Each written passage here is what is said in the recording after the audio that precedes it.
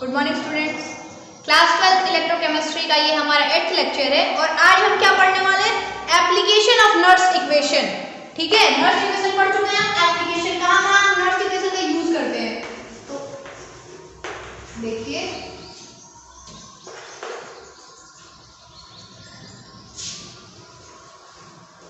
Application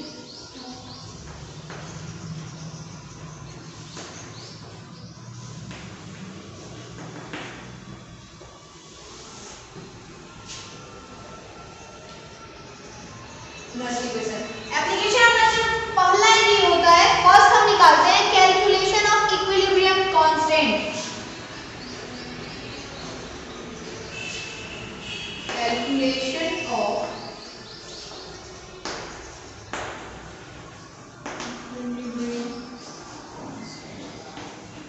Nernst equation तो याद है ना सबको? अच्छा देखो, कैलकुलेशन ऑफ इक्विलिब्रियम कांस्टेंट कैसे होता है? तो एट इक्विलिब्रियम क्या होता है कि दोनों कंपार्टमेंट अगर हो रहा है तो दोनों कंपार्टमेंट का जो कंसंट्रेशन होगा वो इक्वल होता है। समझ में आ रहा है? जिसकी वजह से क्या होगा, कंसंट्रेशन बोथ कंपार्टमेंट में इक्वल है, जिसकी वजह से there is a no flow of current electricity, तो वहां पर कोई भी करंट फ्लो नहीं करेगा। तो एट इक्विलिब्रियम ई नॉट ई से क्या हो जाएगा? एट इक्विलिब्रियम पर बात हो रही है। एट इक्विलिब्रियम ये याद रखिएगा, एट इक्विलिब्रियम ई से क्या होगा? ई सेल जीरो होगा। ठीक है, ई सेल का जीरो का मतलब क्या? This cell is fully discharge. Cell क्या होगी? पूरी तरीके से डिस्चार्ज होगी। तो अब देखो हमको निकालना क्या है? Equilibrium constant. इक्विलिब्रियम कांस्टेंट होता क्या है? एट इक्विलिब्रियम, एट ये याद रखिएगा, at equilibrium the concentration of product upon the concentration of reactant. यही होता है हमारा क्या? Equilibrium constant. इसी को हमको नर्स इक्वेशन से फाइंड करना है कि कैसे हम इक्विलिब्रियम कांस्टेंट को फाइंड करेंगे। तो चलिए आइए देखिए, नर्स इक्वेशन हमारा क्या है? नर्स इक्वेशन हमारा क्या है? E cell is equal to E not cell minus 0.0591 upon n, where n is number of electrons, log to the base 10, concentration of product upon concentration of reactant. तो जब हम बात करेंगे एट इक्विलिब्रियम पर, जब हम बात करेंगे किसकी? एट इक्विलिब्रियम पर, इक्विलिब्रियम जब हम बात करेंगे एट इक्विलिब्रियम तो ई सेल क्या हो जाएगा? जीरो। ई नॉट सेल तो हमारा स्टैंडर्ड है, मतलब इसका कंसंट्रेशन फिक्स है 0.0591 upon n log to the base 10। और ये आप बताओ एट इक्विलिब्रियम पर प्रोडक्ट अपॉन रिएक्टेंट क्या होता है? Equilibrium constant. ठीक है, इक्विलिब्रियम कांस्टेंट को हम Kc से दिखा रहे हैं। तो यहां से क्या हो जाएगी? ई नॉट सेल की वैल्यू क्या हो जाएगी? E not cell is equal to हो जाएगा, ये चीज इधर आएगी तो पॉजिटिव 0.0591 अपॉन में n log to the base 10 Kc। But हमको Kc की वैल्यू लानी है ना, तो देखो तो यहां से क्या होगा? ये n मल्टीप्लाई में और ये हो जाएगी डिवाइड में इस के, तो log Kc क्या होगा? e n आई जाएगी तो मल्टीप्लाई में n e naught of this cell upon में 0.0591। ये तो आएगा log Kc की वैल्यू, हमको बस Kc की वैल्यू लानी है, तो एंटी लॉग ले लेंगे आप। तो Kc इज इक्वल टू क्या हो जाएगा? एंटी लॉग इसका n e naught of this cell upon में 0.0591।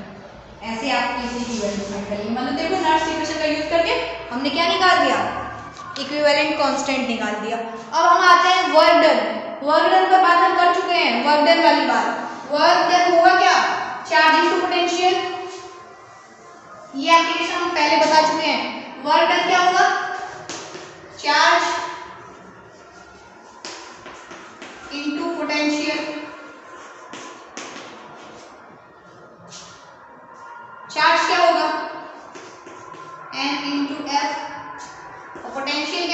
पोटेंशियल हो जाएगा हमारा ई सेल। ठीक है, तो यहाँ से आप वर्क डन निकाल लेंगे, लेकिन याद रखिए रिडॉक्स रिएक्शन में वर्क डन क्या होता है, ये इसकी वैल्यू नेगेटिव होती है तब जाकर, तब ये स्पॉन्टेनियस होता है। इससे कि क्या आएगी, डेल जी की वैल्यू माइनस डब्ल्यू, मतलब डेल जी की वैल्यू क्या आएगी, minus n F E cell. ये पढ़ चुके हो ना, लेकिन यहाँ पढ़ लीजिए। और आप अगर इसी को स्टैंडर्ड पढ़ेंगे तो क्या आएगा, del G naught is equal to minus F E not of this cell. ये पढ़ चुके हैं, इसलिए जल्दी जल्दी बता रहे हैं। अब देखिए एक चीज,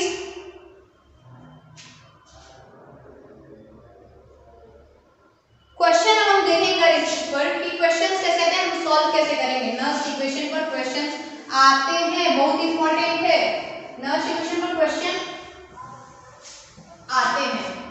देखिए क्वेश्चन ऐसे, आपको E not of the cell calculate करना है। क्वेश्चन है हमारा, calculate E not of the cell, E not of the cell. Cell reaction given है, फॉलोइंग रिएक्शन क्या है, 2 aluminium solid plus 3। Doubt class में हमने आपको नर्स इक्वेशन में बहुत सारे क्वेश्चंस करा दिए,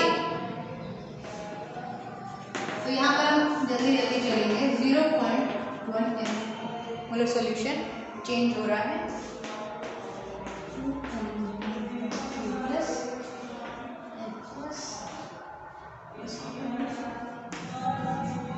और इसका कंसंट्रेशन कितना दिया हुआ है, 0.01 मोलर।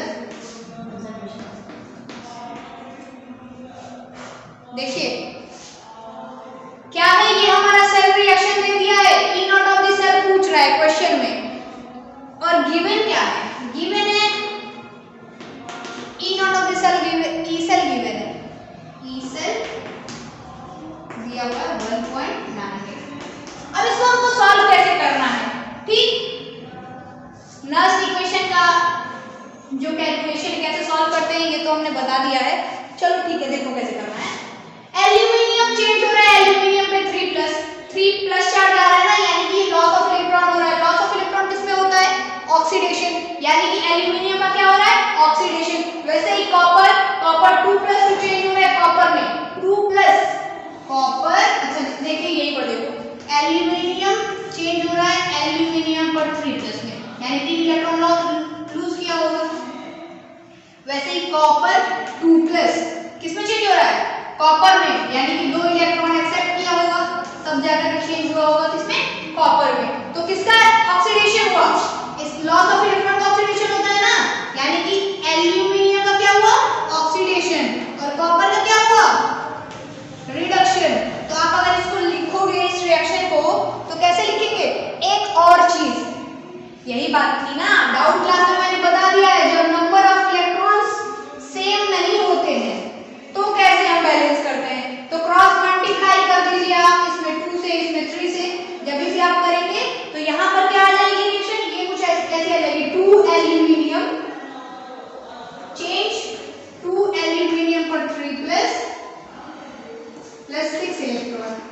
वैसे ये क्या हो जाएगा, 3 कॉपर पर 2+ 6 इलेक्ट्रॉन एक्सेप्ट करके चेंज हो जाएगा 3 कॉपर में। ठीक है, अब इस रिएक्शन को लेकर के चलेंगे, ये ध्यान रखिएगा। तो इसको आपको लिखना है कुछ, तो कैसे लिखोगे आप देखो, कैसे लिखोगे, ऑक्सीडेशन इसका हो रहा है, इसका रिडक्शन, तो साइड टू ब्रिज, इधर ऑक्सीडेशन लिखते हैं, मतलब एनोड वाला इधर लिखते हैं, रिडक्शन वाला इधर लिखते हैं। तो क्या हो रहा है, 2 एल्यूमिनियम सॉलिड चेंज हो रहा है, फेज चेंज दिखाते हैं, उसके बाद किसमें 2 एल्यूमिनियम पर 3+ पे, ठीक है, और फिर ये हो गया, फिर इधर रिडक्शन वाला, तो 3 कॉपर पर 2+ चेंज हो रहा है किसमें, 3 कॉपर सॉलिड में। हमको निकालना क्या, E not of the cell निकालना है, हमको एक रिलेशन मालूम है, नष्ट E cell is equal to E not of the cell minus 0.0591 upon n। हम ये क्यों लिखे अभी बताते हैं, log to the base 10, और ये प्रोडक्ट का कंसंट्रेशन अपॉन, अच्छा क्वेश्चन बताओ क्या, चलो क्वेश्चन का जो कुछ भी लिखा हुआ है कंसंट्रेशन है, ये तो हमने लिख लिया है, ये सेल रिएक्शन, तो इससे हमको पता चल जाएगा इलेक्ट्रॉन्स वाला, ये सब आप एक किनारे नोट कर लो। ई सेल गिवन है, दिखाई दे रहा है ना? ई नहीं दिखाई दे रहा है, कहीं एक जगह नोट कर लो। ई सेल क्वेश्चन का क्या दिया हुआ है? 1.98 वोल्ट। ठीक, ई सेल गिवन हो गया। और कॉपर Cu2+ का कंसंट्रेशन गिवन है 0.01 m और एल्यूमिनियम 3+ का कंसंट्रेशन गिवन है 0.0। चलो क्वेश्चन इरेज कर रहे, ठीक है। हमारा लास्ट इक्वेशन क्या है? लास्ट इक्वेशन हमारा E cell is equal to E naught of the cell minus 0.0591 upon में small n log to the base 10 product का कंसंट्रेशन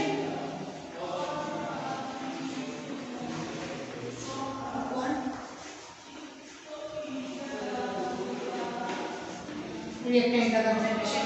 ठीक है, अगर आप देखो हम कह रहे हैं ना कि हमने इलेक्ट्रॉन को क्यों बैलेंस किया। आप अगर इलेक्ट्रॉन को बैलेंस नहीं करते तो यहाँ पर क्या आता? वहां अगर बैलेंस नहीं करते तो वहां पर बस आप इसका लिखते थे aluminium change to 3+ electron 3 lose करके। ठीक, तो जब भी आप इसका कंसंट्रेशन लिखते तो बस आप लिखते इस तरीके से। अगर इसका कंसंट्रेशन लिखोगे तो क्या लिखोगे? एल्यूमिनियम पर 3+। बट इसका कंसंट्रेशन आप लिखोगे तो क्या लिखोगे? एल्यूमिनियम पर 3+। वहां पर क्या हो जाएगा? जो आगे रहता है उसकी स्क्वायर हो जाती है। अब सोचो एल्यूमिनियम पर 3+ की वैल्यू आप यहां से उठाते इतना रख देते, जबकि हमको करना क्या है? हमको तो स्क्वायरिंग करनी है, तो आपका कैलकुलेशन आगे चल के गलत हो जाएगा। तो आपको ये चीज पता होना चाहिए, कहीं भी आप जब ये सेल रिएक्शन लिखेंगे तो इलेक्ट्रॉन आपका बैलेंस होना चाहिए। मतलब जितना यहां से इलेक्ट्रॉन क्या कर रहा है? लूज कर रहा है, तो उतने इलेक्ट्रॉन इधर एक्सेप्ट भी तो करने चाहिए। इलेक्ट्रॉन हवा में तो चला जाएगा नहीं, जितने इधर से लूज करेगा वो उतने एक्सेप्ट करने चाहिए। तो उस हिसाब से जब आप बैलेंस करोगे तो उसमें कंसंट्रेशन अलग अलग हो जाएगी ना, चेंज ऑफ कंसंट्रेशन हो जाएगा। समझ में आ रही है बात? इसलिए हमने ये रिएक्शन लिखा हुआ है। अब आपको कुछ नहीं करना है, अब आपको पुट कर देना है इसमें। ई सेल हमको गिवन है क्या है? 1.98। ई नॉट ऑफ द सेल तो क्वेश्चन में ही पूछ रहा है इसकी वैल्यू माइनस 0.0591। एक और चीज, अगर आप अब बताओ यहाँ पर n की वैल्यू पूरे सेल में जितने इलेक्ट्रॉन्स का ट्रांसफरिंग हो रहा है वो लिखना है। ठीक है, तो अगर मैं एल्यूमिनियम की सिर्फ बात करूं, मतलब एट ऑक्सीडेशन की बात करूं, मैं एल्यूमिनियम गोस टू एल्यूमिनियम पर 3+ loss of electron 3, copper 2+ accept 2 electron and make copper solid. तो आप बताओ कि अब मेरे को तो पूरे सेल का लिखना है ना, तो मैं नंबर ऑफ इलेक्ट्रॉन्स 3 लिखूं या 2 लिखूं? क्या लिखूं मैं इसकी वैल्यू? तो जब भी इलेक्ट्रॉन्स डिफरेंट होते हैं तो क्रॉस मल्टीप्लाई करके इलेक्ट्रॉन को बैलेंस करते हैं हम। इलेक्ट्रॉन को बैलेंस करते हैं आप, तो ये जो बनेगा, ये जो देखो यहाँ 2 एल्यूमिनियम हो गया और यहाँ पर 3 कॉपर प्लस हो गया। ठीक, एक और चीज तो बता दो जनरल सिंथेसिस में सॉलिड का कंसंट्रेशन क्या होता है? 1 होता है। सॉलिड का कंसंट्रेशन आप लोगे तो 1 लोगे। तो ये अंतर था हमारा, ये बैलेंसिंग करने का मकसद था। तो यहाँ पर नंबर ऑफ इलेक्ट्रॉन्स कितने आएंगे? नंबर ऑफ इलेक्ट्रॉन्स कितने आएंगे? देखो 6 इलेक्ट्रॉन बैलेंस है, तो यहाँ आप लिखोगे 6। समझ में आ रही है बात? Loss to the base 10। Product यहाँ पर कौन कौन से हैं? तो 100 बन रहा है एल्यूमिनियम में 3+ और एक बन रहा है कॉपर। एल्यूमिनियम चेंज होकर एल्यूमिनियम 3+ जा रहा था ना, और कॉपर चेंज होकर कॉपर 2+, क्यूरिक आयन चेंज होकर के कॉपर में जा रहा था। तो अगर आप दोनों का कंसंट्रेशन लिखोगे, मतलब कंसंट्रेशन ऑफ एल्यूमिनियम पर 3+ और ये देखो आगे 2 है ना, तो कंसंट्रेशन का स्क्वायर हो जाएगा। और यहाँ पर क्या है? कॉपर के आगे 3 है तो इसका क्यूब हो जाएगा अपॉन रिएक्टेंट क्या था हमारा? एल्यूमिनियम। कितने एल्यूमिनियम है भाई? 2 एल्यूमिनियम। और क्या है? उनको दिखा रहे हैं कहां से? देखो रिएक्टेंट वहां पर क्या है? इससे ये बना था तो ये रिएक्टेंट हुआ, और इससे ये बना था तो ये रिएक्टेंट हुआ। तो कॉपर 2+ 3 था तो 3 पावर हो गया। अब आपको मैंने बताया हुआ है कि सॉलिड का कंसंट्रेशन क्या होता है? ऑलवेज इज इक्वल टू 1 होगा। ठीक है, तो E naught of the cell minus 0.0591 upon 6 log to the base 10। Final result हो क्या जाएगा? इसकी वैल्यू 1 का क्यूब करोगे आप तो 1 ही आएगा। वैसे ही एल्यूमिनियम का स्क्वायर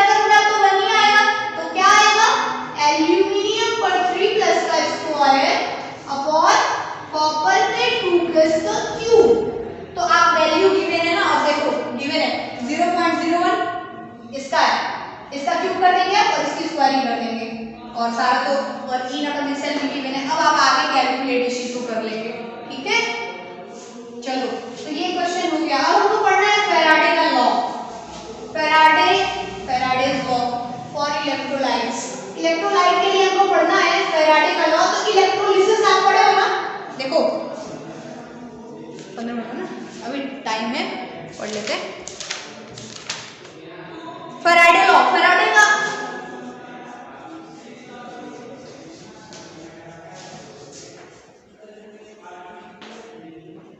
का फर्स्ट लॉ क्या कहता है, देखो पहले होता कहता है एक इलेक्ट्रोलिसिस में ये इलेक्ट्रोलाइट है, इसमें हमने 2 इलेक्ट्रोड इसमें डिप कर दिया और इससे हम करंट पास कराते हैं। आयंस में NaCl मान लिया है Na+Cl- और ये है एनोड है। तो इलेक्ट्रोलिसिस में एनोड कैसा होता है, एनोड नेगेटिव होता है और कैथोड कैसा होता है, पॉजिटिव।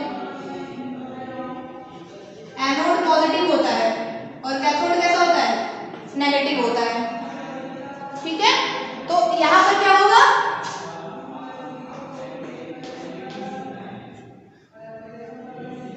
उस हिसाब से ये इस पर जाएगा और ये इसके पर जाएगा ना। ये इलेक्ट्रोलिसिस का प्रोसेस है। तो इससे क्या हो रहा था, डिपॉजिट हो रहे थे इस रॉड पर डिपॉजिट भी होंगे आयंस, या आप बोल दो अगर ये कुछ गैसियस कंपोनेंट से मैंने हाइड्रोजन ले लिया, मतलब H+ आयन है, तो वो जब ये क्या होगा, जब इलेक्ट्रॉन एक्सेप्ट करेगा, एक इलेक्ट्रॉन अगर एक्सेप्ट कर 2H+ है तो 2 इलेक्ट्रॉन एक्सेप्ट करके क्या बनाएगा, H2 बनाएगा ना। तो हाइड्रोजन गैस तो जरूरी नहीं है, इस पर कुछ डिपॉजिट भी होंगे और कुछ क्या बोलते हैं उसको, लिबरेट भी हो जाएंगे अगर वो गैस के फॉर्म में रहेंगे। तो यहाँ पर आयंस के फॉर्म में तो है, जैसे मैं HCl ले लूं, अगर आप HCl की बात करो तो यहाँ पर क्या है, H+ और Cl-। तो अगर H इलेक्ट्रॉन एक्सेप्ट करेगा, इलेक्ट्रॉन एक्सेप्ट करके H2 का फॉर्म बनाएगा तो वो लिबरेट हो जाएगा। और अगर NaCl लिखा, जैसे NaCl था Na+Cl- तो ये इलेक्ट्रॉन एक्सेप्ट करेगा तो इस पर डिपॉजिट होगा नेगेटिव वाले पर जाकर के। बात समझ में आ रही है ना। तो यही डिपोजिशन का देखो फैराडे का क्या लॉ ये कहता है कि मास ऑफ जितने भी, फैराडे का लॉ कहता है कि जब भी आप इलेक्ट्रोलाइट में इलेक्ट्रिक करंट पास कराएंगे, ठीक है, तो कुछ अमाउंट ऑफ सबस्टेंस क्या होंगे, डिपॉजिट होंगे। अमाउंट ऑफ सबस्टेंस इलेक्ट्रोड पर डिपॉजिट हो रहे थे ना, तो वो जो अमाउंट ऑफ सबस्टेंस डिपॉजिट होता है उसको मैं m ले लूं या क्या ले लीजिए, w ले लीजिए, कुछ भी ले लीजिए। w क्या है, mass of substance deposit is directly proportional to the charge. जितना उसमें आप चार्ज क्या कराते हैं, पास कराते हैं उस इलेक्ट्रोलाइट से। जैसे ये इलेक्ट्रोलाइट था ना, उसमें इलेक्ट्रोड थे और आप इसमें तो जब आप इसमें चार्ज कराते हैं तो आयन में ब्रेक हो जाता है, आयन में ब्रेक होता है तो अपने अपोजिट में जाकर के डिपॉजिट होता है। तो जो मास ऑफ सबस्टेंस होता है, जो इसमें सबस्टेंस रहेगा आपका, उसके जितना डिपॉजिट होगा उसका मास डायरेक्टली प्रोपोर्शनल होता है इस इलेक्ट्रोलाइट में आप कितना चार्ज पास करा रहे हैं उसके इक्वल। तो देखिए इस डायरेक्टली प्रोपोर्शनलिटी को कांस्टेंट को हटाने के लिए एक आता है W=ZQ। क्या आएगा, W=ZQ, वेयर Z क्या है, वेयर Z है हमारा इक्विवेलेंट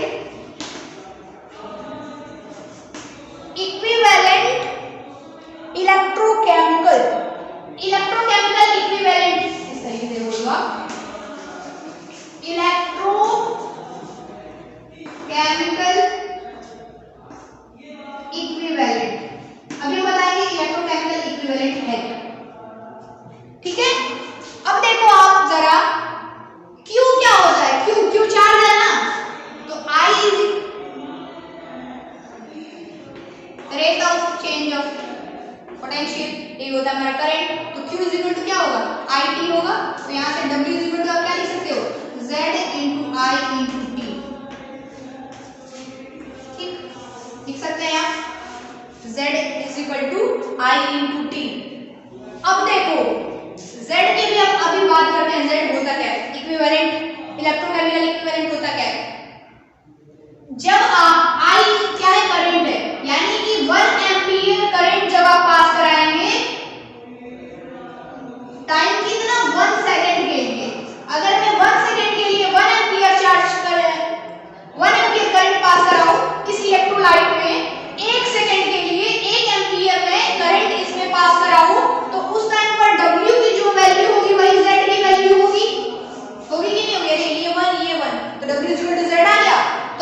इसको किस तरीके से डिफाइन कर सकते हैं?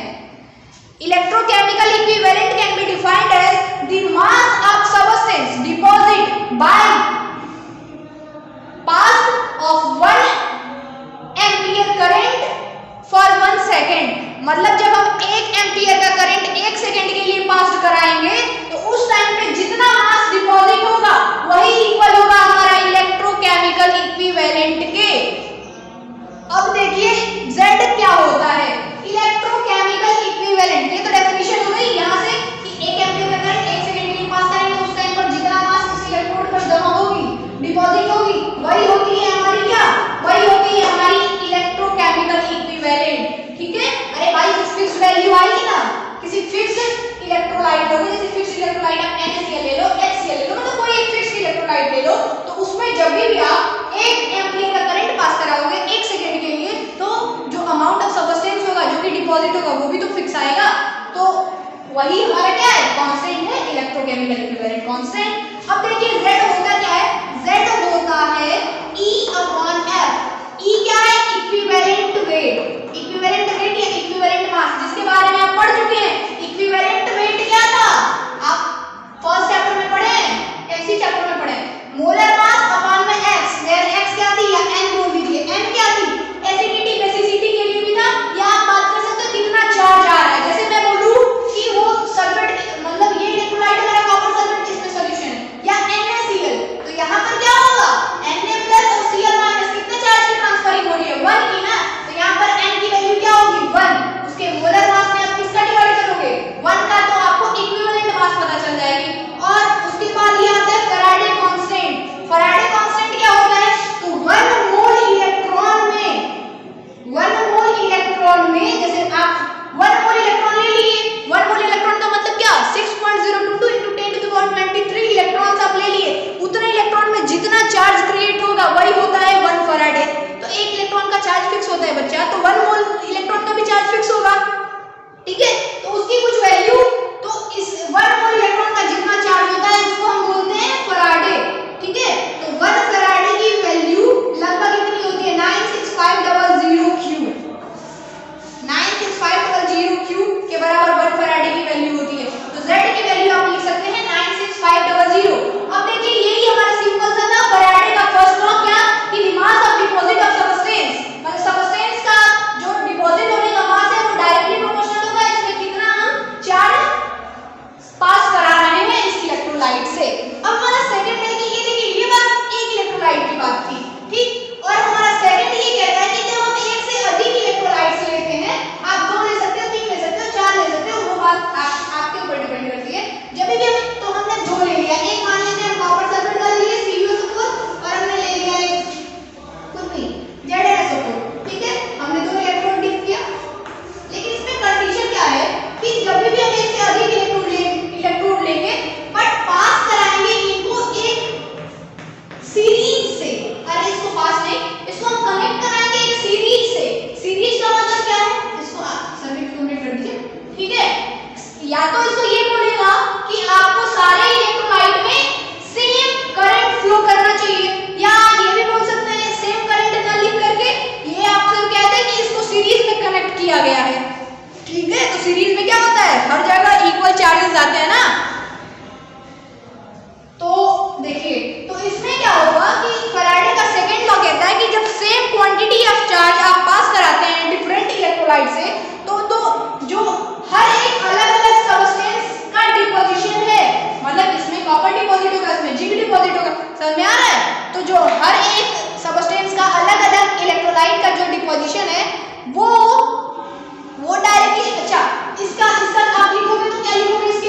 इसके लिए मास क्या लिखते थे आप? W लिखते थे ना, तो इसके लिए होगा W = Z, तो हमारा कांस्टेंट है, ठीक? Z × Q। तो अगर मैं कॉपर के लिए लिखूं, कॉपर के लिए तो आप क्या लिखोगे? कॉपर का मोलर मास याद रखो, चलो इसको लिखोगे E/F। E क्या हुआ? कॉपर वाला, Q। समझ में आ रही है बात? और यहाँ देखो, यहाँ भी कॉपर पर 2+ है, यहाँ भी Zn/2+ है। तो अगर मैं कॉपर का लिखूं तो आप देखो इक्विवेलेंट मास ये हो गया इसके लिए, और इसके लिए अगर आप लिखोगे, ये देखो ये W1 है और ये W2, इसके लिए कितना मास डिपॉजिट होगा? लेनी बात है, और ये कॉपर के लिए